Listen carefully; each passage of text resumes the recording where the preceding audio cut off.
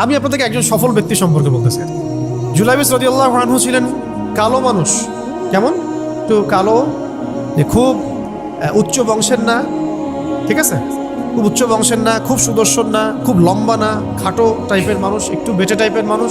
টাকা পয়সা একদমই নাই, একদমই টাকা পয়সা নাই, বংশমর্যাদা এই সব দিক থেকে তাকে আন্ডার স্টিমেট করা হয় আর কি। এমনকি ফিজিক্যাল স্ট্রাকচারও তারা আমাদের অনেকের মধ্যে সুদর্শন।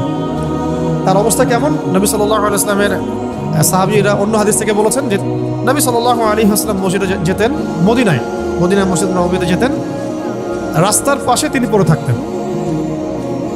ধরেন আমরা মসজিদে হেঁটে আসতেছি, রাস্তার পাশে একজন বসে আছেন, গায়ের জামা কাপড় খুব একটা উন্নত না, ছেঁড়া, তসবিহ নিয়ে জিকির করতেছেন। আপনি কি খুব ফোকাস করবেন তার দিকে? করবেন না। কিন্তু মানুষ তার দিকে ফোকাস করে না খুব একটা, যাওয়া আসা করে, সে পড়ে থাকে।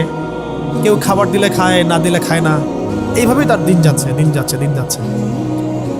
কোথাকার ঘটনা এটা? মদিনায়, হিজরতের পরের ঘটনা। সাহাবীর নাম জুলাইবিস রাদিয়াল্লাহু আনহু।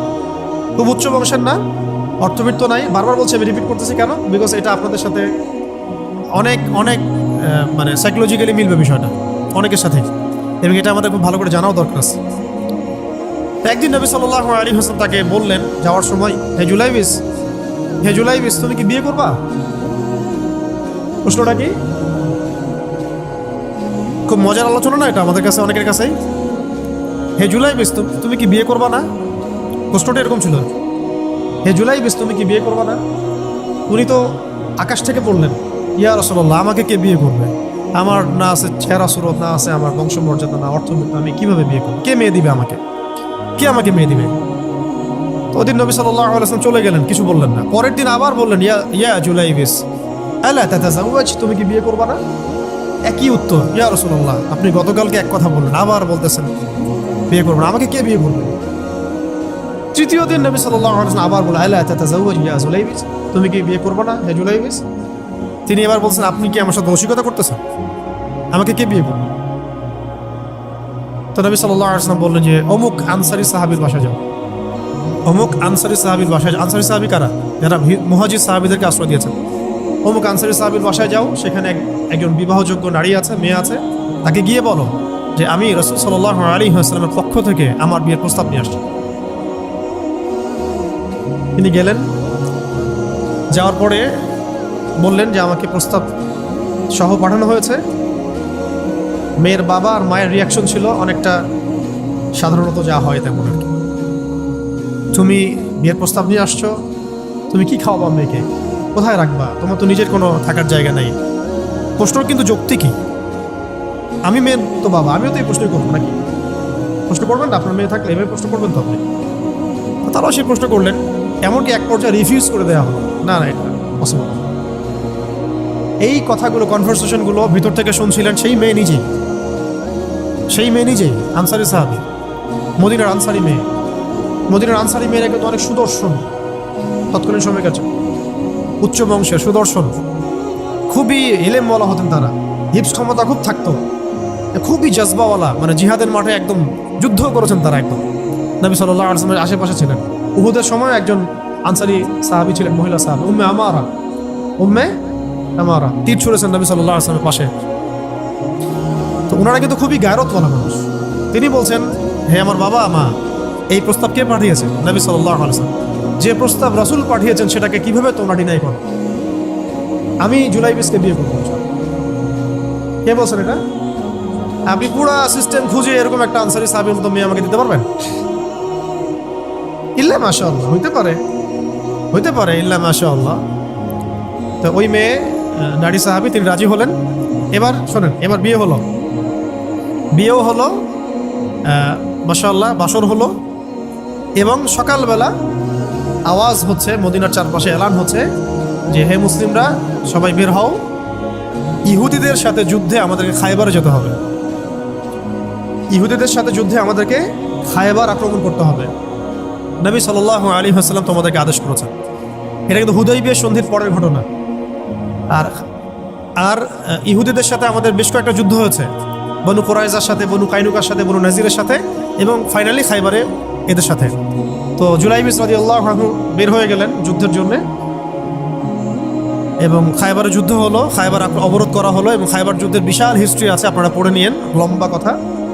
এই খায়বার দুর্গ জয় হয় এবং এই দুর্গ পুরো জয় করতে, সবগুলো দুর্গ জয় করতে মোট 12 থেকে 16 জন মুসলিম সাহাবী শহীদ। 12 থেকে 16 জন বা 18 জনের মতো, এই ফিগার এইটুকুর মতো, 12 থেকে 16 বা 18, এতটুকু এত কম সংখ্যক সাহাবী শহীদ হয়েছে খায়বার যুদ্ধ জয়ে। আর ইহুদিদের তো বহু ইহুদি মারা গেছে। এবং খায়বার বিজয়ের পরে মুসলিমদের আর্থসামাজিক যে অবস্থা, মানে টাকা পয়সা, ল্যান্ড, গনিমতের মাল প্রচুর বেড়ে গেছে। এখন নবী করিম সাল্লাল্লাহু আলাইহি ওয়াসাল্লাম শহীদদের লাশ তালাশ করছে, কোথায় কোথায় শহীদরা আছে, তাদের মানে কবরস্থ করার প্রসেসিং হবে। উহুদ যুদ্ধেও তো হয়েছে না, ওই রকমই প্রত্যেকটা যুদ্ধেই তো এটা হতো। লাশগুলো তালাশ করতে করতে করতে করতে করতে একটা কর্নারে গিয়ে তিনি দেখলেন সেখানে জুলাইবিস রাদিয়াল্লাহু আনহুর লাশ পড়ে আছে। কার? জুলাইবিস রাদিয়াল্লাহু আনহুর লাশ পড়ে আছে, যার ব্যাপারে আমি গল্পটা বলছি আর কি। এবং তার গায়ে অসংখ্য তরবারের দাগ, ক্ষতবিক্ষত অবস্থা, এবং তার আশেপাশে মোট 1 2 3 4 5 6 7 8 9 জন ইহুদির লাশ পড়ে আছে।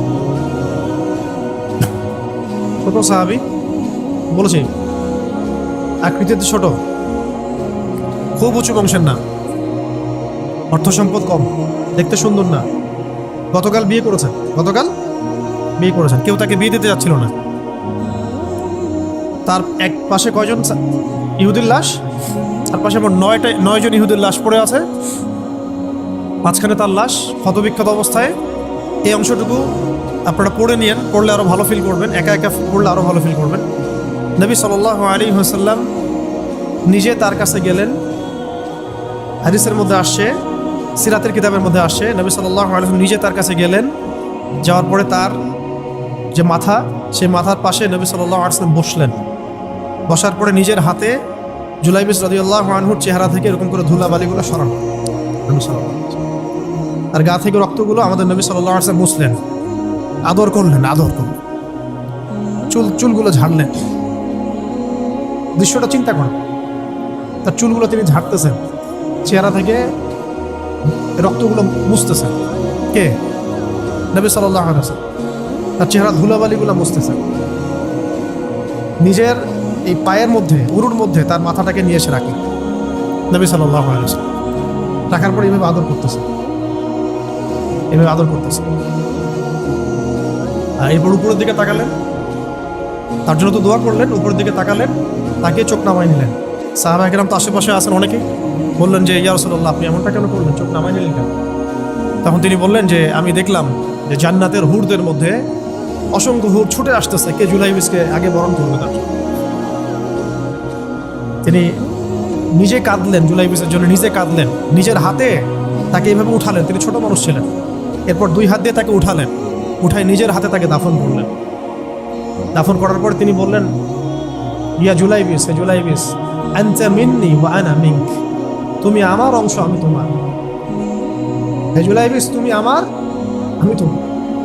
হে জুলাইবিস, তুমি আমার, আমি তোমার। এই কথাটা বললেন কে? নবী সাল্লাল্লাহু আলাইহি ওয়াসাল্লাম। কারণ আপনাদেরকে আমি সাফল্যের মানদণ্ড কিভাবে বোঝাবো, এর বাইরে কোনো ভাষা নেই আমার কাছে। সাফল্য বলতে কি বোঝায়? এই সিস্টেম সাফল্য বলতে কি বোঝায়?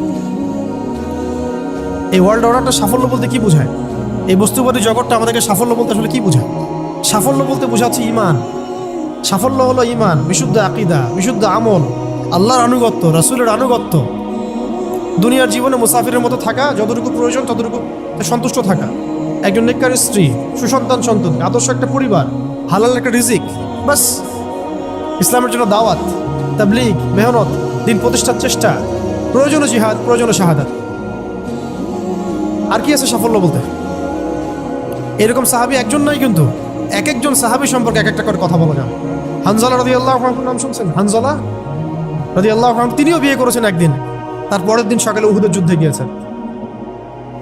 70টা আঘাত সহ্য করেছেন, বলা হচ্ছে কিতাবের মধ্যে 70-80টা আঘাত তার দেহে ছিল। শহীদ হয়েছেন।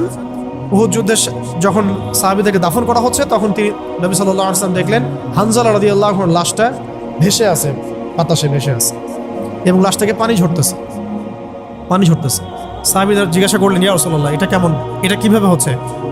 তখন নবীজি বললেন যে হানজালা গত রাতে বিয়ে করেছে, গোসল করার সময় পায় নাই, সে সকালবেলা চলে আসে যুদ্ধের মাঠে, ফেরেশতারা তাকে গোসল দিচ্ছে, এটার পানি পড়ছে, আমরা দেখতে পাচ্ছি। সাফল্যের সংজ্ঞা আসলে কি? তো আল্লাহ পাক আমাদেরকে আসলে দুনিয়ার হাকিকত বোঝার তৌফিক দান। কিছু কিছু আইডিওলজি আছে যেটা আপনার ভিতর চলে আসলে বাকি সব ঠিক হয়ে যাবে। আর এগুলোর যদি ভিতরে ঠিক মতো না বলবৎ হয়, আপনাকে আমি ডালপালার ক্রাইসিস সমাধান, ওয়ার্ল্ড অ্যাফেয়ার্স, ইকোনমি এইসব বুঝে দিনের দিকে হেদায়েত দিতে পারবো না। কিছু বিষয় ভিতর থেকে আসতে হবে, যে আগে আপনাকে হাকিকত বুঝতে হবে, আসলেই দুনিয়া কি, আখেরাত কি, গন্তব্য কোথায়, কোত্থেকে আসছি, কোথায় যাব, কোত্থেকে আসছি, আমরা যাব কোথায়, কোত্থেকে আসছি, যাব কোথায়, মাঝখানের সময় আমার কাজ কি, কে আমার নবী, কি আমার দিন, আমার দিনের মৌলিক বিষয়গুলো কি, দিনের ইলম কি, আমল সালেহ কি, দিন প্রতিষ্ঠার মেহনত কাকে বলে, কি কি করলে আল্লাহ পাক আমাকে কালকে আমাদের মাঠে নবীদের, শহীদদের, সিদ্দিকদের সাথে হাসর করাবেন। এটা হলো সাফল্যের মন্ত্র। এর মানে এই না যে দুনিয়াতে আমরা কিছুই করব না, ব্যবসা করব না, আমরা চাকরি বাকরি করব না, আমরা মানে মুআমালাত মুআশারাত করব না, বিষয়টা তো এমন নয়। কিন্তু কথা হচ্ছে আমাদের মূল উদ্দেশ্যটা কি হবে। স্ত্রী সন্তান তো আমাদেরও আছে, কেন আপনি তাদের ভরণ পোষণ দিবেন, কেন তাদেরকে আপনি বড় করবেন সুন্দর করে? বিকজ তারা আপনার জন্য রিজিকের অংশ, তারা আপনার জারিয়া, তাদের উপর আপনার হক আছে, আমার উপর তাদের হক আছে। যার যার হক আমি কেন আদায় করবো? আল্লাহর সন্তুষ্টির জন্য, আল্লাহর সন্তুষ্টি অর্জনের জন্য সব কাজ করা, রাসূলের তরিকায় সব কাজ করা এবং হালাল খেয়ে কাজ করা, এগুলো আমাদের সবাইকে যত দ্রুত সম্ভব এগুলো ঠিক করে ফেলতে হবে।